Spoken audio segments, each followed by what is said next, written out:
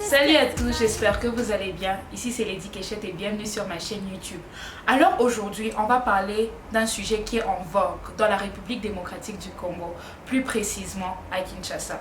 Une fille de 13 ans, vous vous imaginez, 13 ans, a été violée par un groupe de garçons de son école. Alors pour la petite histoire, les garçons ont organisé une fête dans la commune de la place. Cette commune est appelée la commune de la Gombe. Alors ils ont loué un appartement dans cette commune et c'est là où se déroulait la fête. À un moment donné, je crois tard dans la soirée vers 20h, une des filles, celle qui a été violée, voulait partir. Alors elle a incité ses amis à partir également. Cela a énervé les garçons qui étaient à la fête. Alors ils ont décidé de prendre un somnifère et le mettre dans la boisson de la fille. Après un certain moment, la fille s'est endormie. Les garçons ont transporté la fille dans une des chambres. Un des garçons l'a violée. Après l'avoir violée, il a appelé d'autres garçons qui l'ont encore violée ou qui ont commis certains actes sexuels sur elle. Tout ce que je suis en train de dire, je me réfère à des articles que j'ai lus. Mais il y a quelques confusions qui viennent dans mon esprit. La première confusion, c'est par rapport au nombre de garçons. Le premier article que j'ai lu disait qu'il y avait 7 garçons qui ont violé la fille. 2 ont été condamnés et 5 ont été acquittés. Le deuxième article dit qu'il y avait 13 garçons. 2 ont été condamnés et les restes acquittés. Un autre article parle de 9 garçons. Cela apporte déjà un problème. Qui a accusé ces garçons? Parce que selon les articles, la fille était inconsciente. Est-ce que ce sont les garçons eux-mêmes qui se sont accusés entre eux? Est-ce qu'ils se sont dénoncés à la police? Ça, c'est un premier problème. Une zone de flou dans toute cette histoire. Le second problème est que le viol s'est passé le 17 mai. Et aujourd'hui, nous sommes en juin, fin juin. Ce que je ne comprends pas est qu'une affaire si sensible, comment nous la prenons seulement maintenant, à l'heure que le verdict a été donné?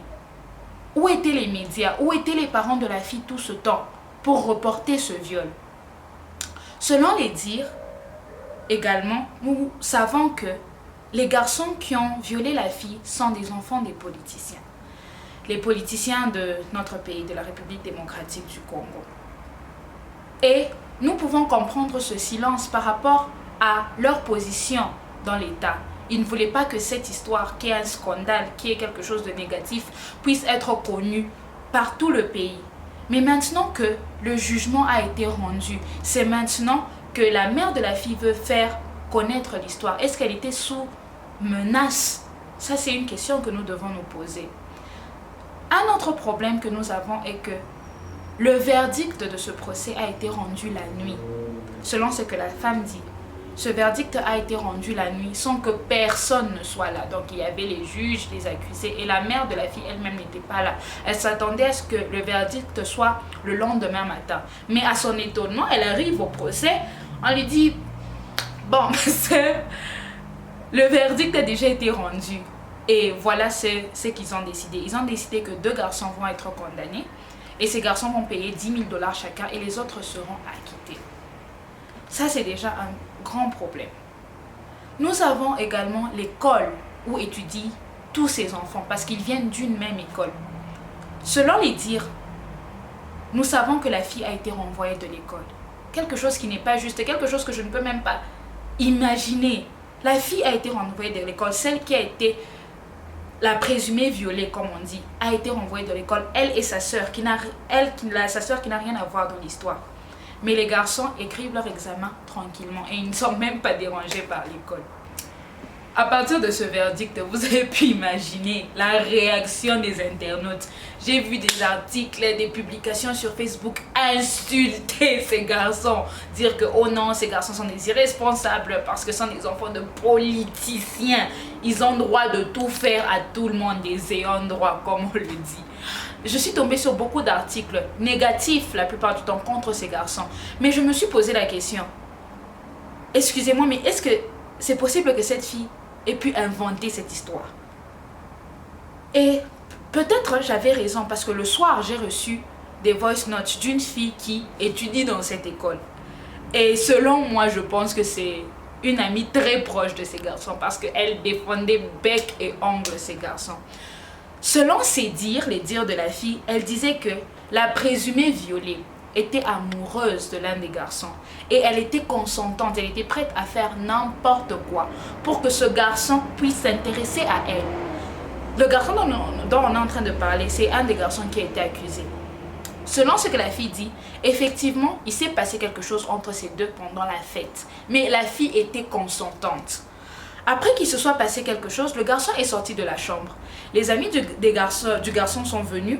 Ils ont dit: Hé, ma soeur, donc toi tu as fait des histoires à notre ami. Tu veux venir ici, tu veux nous dire que tu ne dois rien nous faire. Tu dois nous faire aussi quelque chose. C'est la partie de l'histoire que j'ai trouvée bizarre. En tant que fille, parce que tu es amoureuse de quelqu'un, est-ce que tu dois aussi faire des histoires à ses amis au nom de l'amour? C'est la partie de l'histoire que j'ai vraiment trouvée louche. Bref, c'est ce que la fille dit. Alors, la fille s'est opposée. La fille s'est opposée, elle a dit: non, moi je ne vais pas faire cela avec vous. Moi j'aime votre ami et c'est tout. Apparemment, un des garçons l'a forcé, l'a traîné dans la chambre. Et à partir de la chambre, on pouvait toujours l'entendre crier: laisse-moi tranquille, laisse-moi tranquille, laisse-moi tranquille. Ça a alerté tous les gens qui étaient dans la fête. Ils sont venus.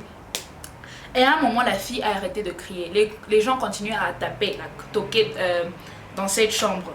Finalement, le garçon est sorti, la fille également est sortie. Un autre problème, apparemment la fille qui a été présumée violée avait menti à la maison que elle allait à un deuil, mais elle était allée à une fête. Vous pouvez imaginer comment nous les filles on ment. Oh, on va mentir que oh non, on part au mariage, on part à l'accouchement d'une amie, on part à un baptême, on va mentir tout et n'importe quoi juste pour aller à une fête.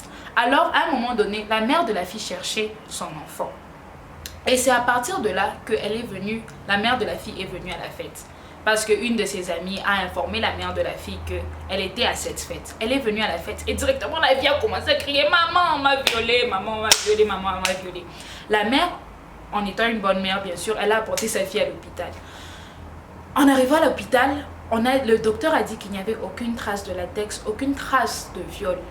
Une autre question est: comment est-ce que la fille qui a fait ses VN a pu avoir toutes ces informations? Était-elle à l'hôpital avec la mère et sa fille ou quoi? C'est encore une histoire bizarre.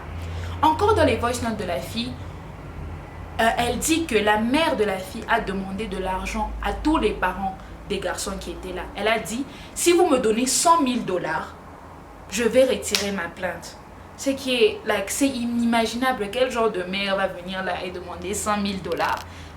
Qu'est-ce qui compte pour toi en tant que mère? C'est la dignité de ta fille ou bien c'est l'argent? Il faut se poser aussi cette question. Donc, avec ces deux histoires qui balancent, il y a un problème. Nous ne savons pas où est la vérité. Est-ce que la fille a été réellement droguée et violée? Ou est-ce que la fille était consentante pour la première fois et puis elle a refusé de faire des faveurs sexuelles aux amis du garçon? Tout ça reste à voir. En conclusion, bon, ça c'est mon opinion, hein. Je n'étais pas là, ce n'est pas la Bible, ce que je suis en train de dire. Mais selon moi, le premier rapport sexuel que la fille a eu était consentant. Pardonnez, mais jetez pas la pierre, pardonnez, ne me tuez pas. Pardon, ne me tuez pas. Mais je pense que ce qui s'est passé après avec les autres garçons, c'est ce qu'on doit vraiment regarder. Qu'est-ce qui s'est passé? Qui était ce garçon qui l'a tiré dans la chambre? Et qu'est-ce qui s'est passé dans cette chambre? Peut-être c'est là qu'il y a eu le viol. Comme je le dis encore, c'est mon opinion, c'est ce que je pense. Alors, différentes pétitions ont été faites pour que justice soit rendue. Selon ces pétitions, j'ai pu comprendre que c'était plus pour punir ces garçons. Mais je pense que ces pétitions doivent être faites pour que justice, la vraie justice, soit rendue. Le problème avec les Congolais, moi-même je suis Congolais, je me mets à l'intérieur. Le problème avec nous les Congolais, nous avons tendance à accepter tout et n'importe quoi. On dit souvent: ah, Congo est Zakaboué, Congo est Zakaboué. Mais jusqu'à quand? Imaginez votre fille de 13 ans être violée. Est-ce que vous allez encore dire: ah, Congo est Zakaboué? Non. Dans cette histoire, ce procès doit être recommencé, selon moi. Tous ces enfants qui étaient à la fête, ils veulent jouer au grand.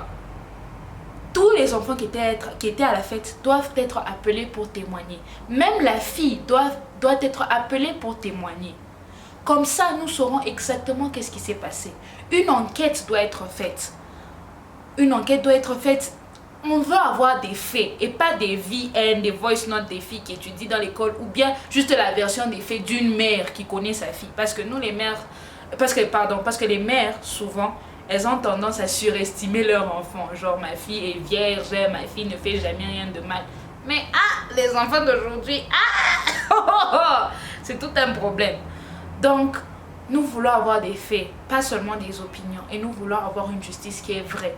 Comme cela, si ces garçons sont innocents, qu'on puisse les acquitter. Que si la fille est aussi coupable, qu'on puisse la punir et vice-versa. Si ces garçons ont vraiment violé cette fille, ils doivent être condamnés. Et pas des sentences de 10 000 $. Qu'est-ce que 10 000 $ va donner à la dignité d'une femme, à la dignité d'une fille? Et est-ce que vous avez pensé au trauma psychologique que la fille va expérimenter?